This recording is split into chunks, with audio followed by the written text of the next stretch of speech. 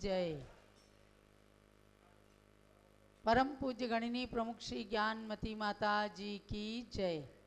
आज ज्ञानांजलि महोत्सव का 20वां दिवस है।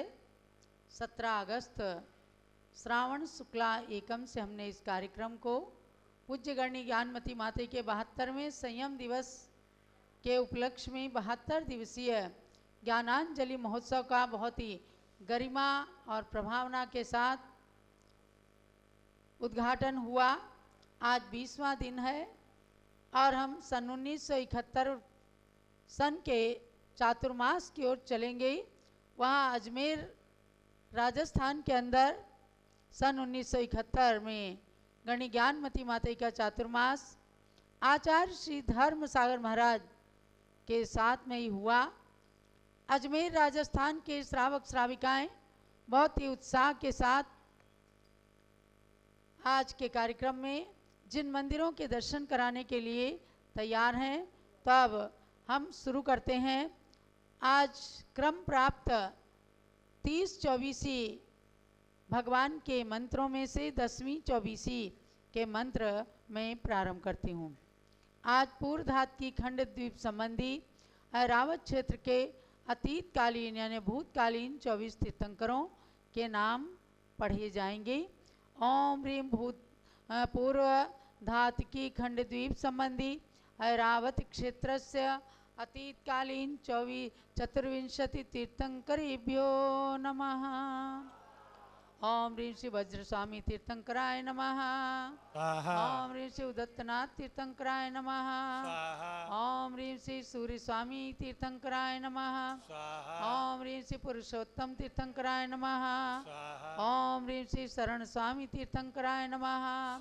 ओम ह्रीं श्री अवबोधनाथ तीर्थंकराय नमः। ओम ह्रीं श्री विक्रमनाथ तीर्थंकराय नमः। ओम ह्रीं श्री निर्घंटिकनाथ तीर्थंकराय नमः। ओम ह्रीं श्री हरीन्द्रनाथ तीर्थंकराय नमः। ओम ह्रीं श्री परित्रेरितनाथ तीर्थंकराय नमः। ओम ह्रीं श्री निर्वाण सूर्यनाथ तीर्थंकराय नमः। ओम ह्रीं श्री धर्महेतुनाथ तीर्थंकराय नमः। ओम ह्रीं श्री चतुर्मुखनाथ तीर्थंकराय नमः। ओम ह्रीं श्री सुकृतेंद्रनाथ तीर्थंकराय नमः। ओम ह्रीं श्री श्रुतांबुनाथ तीर्थंकराय नमः। ओम ह्रीं श्री विमलार्कनाथ तीर्थंकराय नमः। ओम ह्रीं श्री देवप्रभनाथ तीर्थंकराय नमः। ओम ह्रीं श्री धर्णेन्द्रनाथ तीर्थंकराय नमः। ओम ह्रीं श्री सुतीर्थनाथ उपलब्ध कराएंगे। आप भी उस प्रश्न पहेली को 2 ताले 1 चाबी, जैसे एक प्रश्न के 3 पहले प्रश्न में 3 प्रश्न है और तीनों प्रश्न यानी 2 प्रश्नों में जो नाम आएगा तीसरा प्रश्न का नाम उसमें पूरा भर जाएगा। ऐसे गोले हैं, सब लोग अच्छे से समझ जाएंगे। ये डिस्प्ले भी हो चुकी है जूम चैनल और पारस चैनल में। कल सायंकाल तक आप पहेली भर करके आराम से भेजिए और परसों इसके नाम डिक्लेयर किए जाएंगे।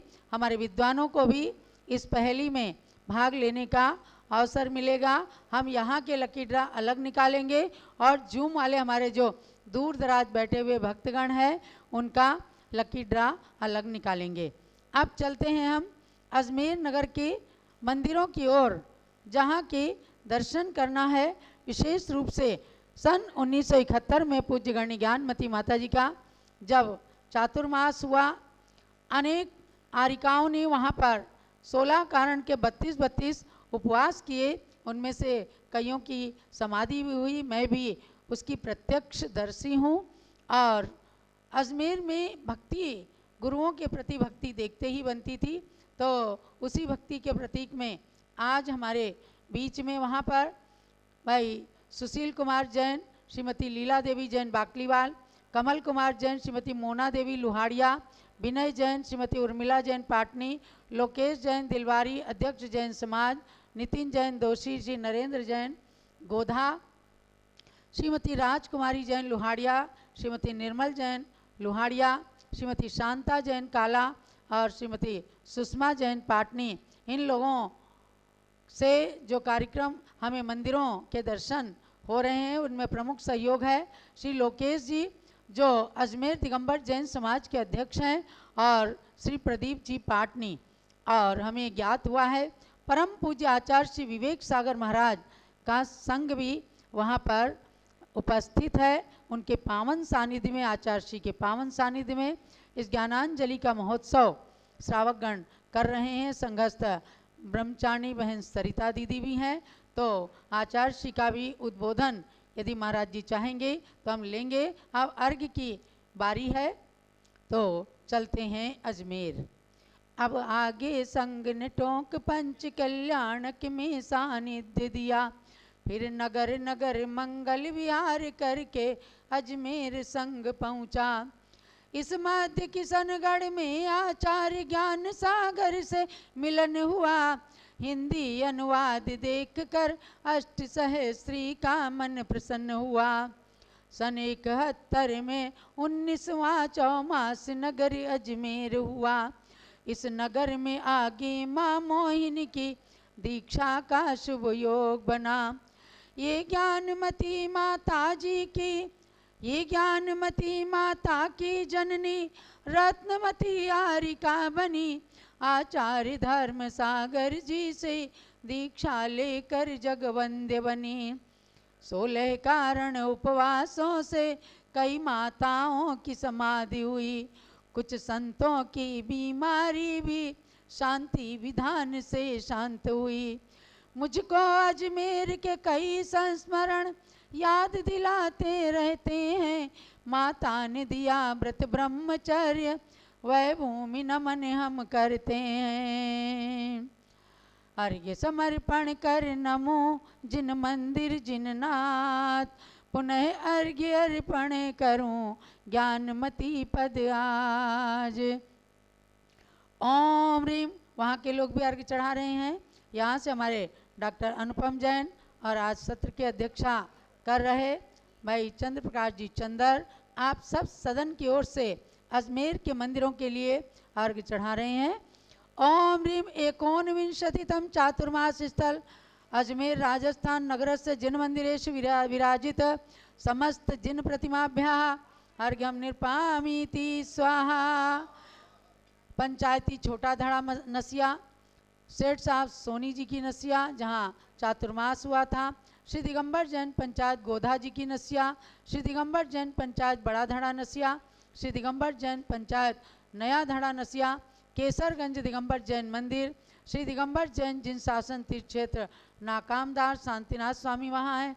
श्री दिगंबर जैन मुनिसूरत ज्ञानोदय तीर्थ नारेली अजमेर में मुनिसूरत नाथ भगवान।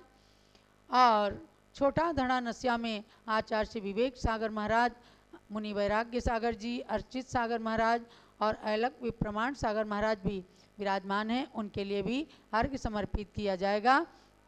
तो अब अजमेर के मंदिरों के लिए समस्त मंदिरों में विराजमान समस्त जिन प्रतिमाभ्याः अर्घ्यम निर्पामीति स्वाहा। ओम ह्रीम अजमेर नगरे विराजमान आचार्य श्री विवेक सागर मुनीन्द्राय अर्घ्यम निर्पामीति स्वाहा। आचार्य श्री धर्म सागर महाराज ने सन 1971 में वहाँ चातुर्मास किया, उनके लिए भी अर्घ्य चढ़ाइएगा। ओम ह्रीम अजमेर चातुर्मास करने वाले आचार्य श्री धर्म सागर महामुनिन्द्राय अर्घ्यम निर्पामीति स्वाहा। पूज्य बड़ी माता जी के लिए अर्घ्य चढ़ाएंगी। पिच्छिका मंडल उधारी माता नमन तुम्हें हम करते हैं। अष्टद्रव्य का थाल सजाकर अर्घ्य समर्पण करते हैं। युग की पहली ज्ञानमती जी के चरणों में अभिवंदन है। तेरी पावन प्रतिभा लख कर मेरा मन भी पावन है। ओम ह्रीम अजमेर नगर में 19वां चातुर्मास करने वाली एवं वर्तमान में अयोध्या शाश्वत तीर्थ पर अपना 71वां चातुर्मास कर रही गणी ज्ञानमती माता जी आज जो प्रशिक्षण शिविर के अंदर विद्वानों के मध्य सरस्वती माता के रूप में विराजमान है, उनके श्री चरणों में जलफलादि महार्घ्यम निर्पामीति। जलो पूज्य गणी ज्ञानमती माता जी की वंदामी माता जी। और अब पूज्य माताजी से निवेदन कि अजमेर नगर के भक्तों को और पूरे देश में बैठे अजमेर के मंदिरों के दर्शन करने वाले सभी भक्तों को और यहाँ सदन में बैठे विद्वानों के लिए अपना मंगल आशीष और अजमेर के संस्मरणों से सभी को अवगत कराएं। जब लो पूज्य गण्य ज्ञानमती माता जी की जय। ओम नमः सिद्धेभ्यः। ओम नमः सिद्धेभ्यः। ओम नमः सिद्धेभ्यः। ओम नमः सिद्धेभ्यः। ओम नमः सिद्धेभ्यः। महानुभाव विद्वद्गण, आज मुझे प्रसन्नता है कि जिस टोंक में चातुर्मास करने के बाद बिहार आसपास होता रहा है और उस समय टोंक में पंचकल्याण प्रतिष्ठा संपन्न हुई थी, तो ये रविंद्र कुमार जी, जो रविंद्र कीर्ति जी हैं, ये भी आए हुए थे और इनके बड़े भाई भी आए हुए थे। और मैंने उस समय इनको अध्ययन करने के लिए शास्त्र, उस समय संघ में हमारे मोतीचंद जी और जब ब्रह्मचारी बहनें थीं और कुछ साधुगण भी सब जो ऊंचे ऊंचे विषयों का अध्ययन कर रहे थे, अष्टसहस्त्री, राजवार्तिक, गोवर्षार, जीवकांड, कर्मकांड आदि, तो मैंने इनको ज़बरदस्ती वहाँ रोका और ये योगायोग से वहाँ रुक गए और अध्ययन चल रहा था। वो तरह से मुझे याद आ रहा है और वहाँ से मैं दिन में 5-6 घंटे अध्ययन कराती थी, सुबह 3 घंटे, मध्याह्न में 3-4 घंटे और रात्रि में, प्रथम रात्रि में सामायिक करने के बाद अष्टसहस्त्री का हिंदी अनुवाद कर रही थी और प्रातःकाल उठ करके 2 बजे, 2:30 बजे से 3 बजे से अपने वैरात्रिक स्वाध्याय में भी अष्टसहस्त्री का अनुवाद किया करती थी और उसके बाद अपने प्रतिकोण सामायिक आदि क्रियाएँ करती थी। बाकी दिन में अध्यापन में समय निकल जाता था, अध्ययन अध्यापन में। रात में ही मुख्य रूप से हमारा अष्टसहस्त्री ग्रंथ का अनुवाद चल रहा था। मैं अपनी कॉपियों में पेंसिल से लिखती थी, पेंसिल से लिखे हुए अभी भी कॉपियाँ 10 कॉपी करीब शायद हसरापुर में विराजमान है और शायद यहाँ भी कोई नमूने के लिए लाई हैं। वहाँ पर टोंक से चातुर्मास के बाद टोडा राय सिंह में संग रहा और वहीं पर मैंने जो है पौष शुक्ला द्वादशी को उस अष्टसहस्त्री ग्रंथ का अनुवाद पूर्ण किया था और पूर्णिमा को आचार्य श्री धर्मसार जी महाराज का जन्मदिन था। मेरी प्रेरणा और भावना के अनुसार लोगों ने आचार्य श्री का जन्मदिन वहाँ अच्छे रूप में मनाने की योजना बनाई और उस समय उस अष्टसहस्त्री की कॉपियों को पालकी में लेकर के और उसका जुलूस भी निकाला गया सरस्वती वंदना करके। और योगायोग से जब वो पालकी वापस आई तो उसमें कुछ कॉपियाँ कम, एकदम से मेरा जी तो धक हो गया। अरे यह हस्तलिखित कॉपी जिसका कोई उस समय प्रतिलिपि, फोटोकॉपी, नकल, टाइप कुछ नहीं होता था, तो क्या होगा, एकदम घबरा गई। आचार्य महाराज ने सुना, वो भी एकदम अवाक रह गए, उनको भी बहुत आश्चर्य हुआ एकदम। तो मालूम पड़ा किसी श्रावकों ने उसको पढ़ने के लिए, देखने के लिए बीच में निकाल दी थी। वापस मिली और सबको संतोष हुआ। पुनः सभी भक्तों ने मिलकर के उन कॉपियों को एक चौकी पर विराजमान करके और सरस्वती की जिनवाणी की पूजा आदि की। बोले ये एक अमूल्य कार्य हुआ है। बिना पढ़े अष्टसहस्त्री ग्रंथ का लगभग 2 वर्ष के अंदर घर में अनुवाद करके पूर्ण करना एक लोगों के लिए कौतुक और आश्चर्य का विषय बन गया था। आचार्य श्री धर्मसार जी महाराज भी अत्यंत प्रसन्न थे और उसकी बैठ करके उन्होंने स्वयं सरस्वती की पूजा कराई थी। उसके बाद वहाँ से विहार करके संघ का चातुर्मास अजमेर में होता है। अजमेर में ईस्वी सन 1971 का चातुर्मास अजमेर में होता है। संघ पूरा आचार्य महाराज का संघ बड़ा था, विशाल था और भागचंद जी सेठ से सोनी जी उनकी नसिया में ही विराजमान था। आरिकाएँ और दूसरे मंदिर में एक बीच में मंदिर था, बाबा जी की नसिया कहलाती थी, वहाँ सब आरिकाएँ थी। और एक नसिया थी जिसमें 20 पंथ के आमनाय से और सभी पुरुष और महिलाएं सब लोग मिलकर के पंचामृत अभिषेक लोग सुबह करते थे। वहाँ अभिषेक होता था, आचार्य श्री वहीं से आहार को उठते थे। ये सब चर्या वहाँ की अजमेर की चल रही थी। आकस्मिक इन दिनों कई एक चातुर्मास से मेरे जन्म देने वाली माता मोहिनी आती रहती थी। उनके साथ हमारे पिताजी भी जाते थे। तो पिताजी का सन 1969 में दिसंबर में स्वर्गवास हो चुका था, समाधि हो चुकी थी। और वो आई थी अभी उस समय वहाँ पर, और 1 महीने लगभग 1.5 महीने 2 महीने रही हैं। और उस समय मेरी छोटी बहन जो थी मनोवती, वो भी आरिका अभयवती थी, वो किशनगढ़ में थी। और वहाँ से किशनगढ़ में आचार्य श्री ज्ञान सार जी महाराज, आचार्य मुनिश्री, उस समय मुनिश्री थे, विद्यासागर जी महाराज आज विराजमान थे। हमारे सामने ही इनकी दीक्षाएं हुई थी। ज्ञान सार की दीक्षा भी मेरे सामने ही हुई है, मुनि दीक्षा। जो विद्यासागर जी थे, ये ब्रह्मचारी अवस्था में कलकत्ते में 1963 में हमारे पास 10-15 दिन रहे भी थे। तो सब पूर्व से परिचित थे। उन सबसे मिलन करके और अजमेर में चातुर्मास संपन्न हुआ आचार्य श्री धर्मसार जी का। और ज्ञान सार जी विद्यासागर का चातुर्मास किशनगढ़ था। दोनों पास पास ही हैं। अजमेर के इस चातुर्मास में हमारी जन्मदात्री माँ मोहिनी जो आई हुई थी, रह रही थी, एक दिन सहसा मेरे मुंह से निकला कि आपने मेरी दीक्षा के समय मेरे से वचन लिया था कि मुझे भी आरिका दीक्षा दिला देना, तो अब आपको मौका है लेने का। उनके मुँह से सहसा निकला कि कुमारी माधुरी लगभग 12-13 वर्ष की थी, इन लोगों का एक बार और भी शादी विवाह निपट जाए तो मैं निश्चिंत हो जाऊं। दीक्षा तो लेना ही है और जितनी जल्दी हो जाए उतना अच्छा है। मेरे मुंह से निकला कि मैंने सुगंध दशमी के दिन माधुरी को तो आजन्म ब्रह्मचर्य दे दिया है। वो एकदम आश्चर्यचकित हो गई। अरे बोले, अरे चुपचाप कैसे दे दिया? हमने कहा और क्या, इतनी छोटी बालिका को अगर हम देते अभी आप लोग सभी विरोधी हो जाते।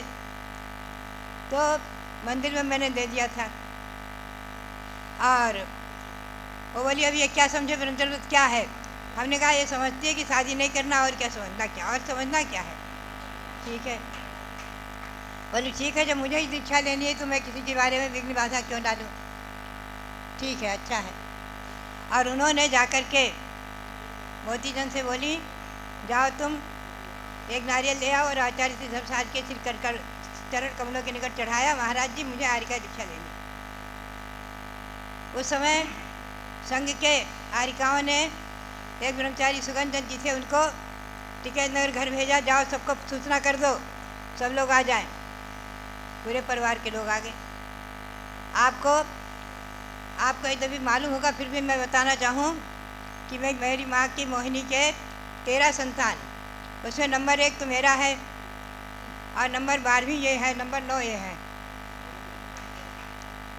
और एक अभयवती जी थी, वो नहीं है अभी। और मतलब 4 बाल ब्रह्मचारी रहे और बाकी 9 का विवाह अधिक संपन्न हुआ है। और उनमें से मेरे देखते देखते आज जो वंश वृक्ष बनाया गया,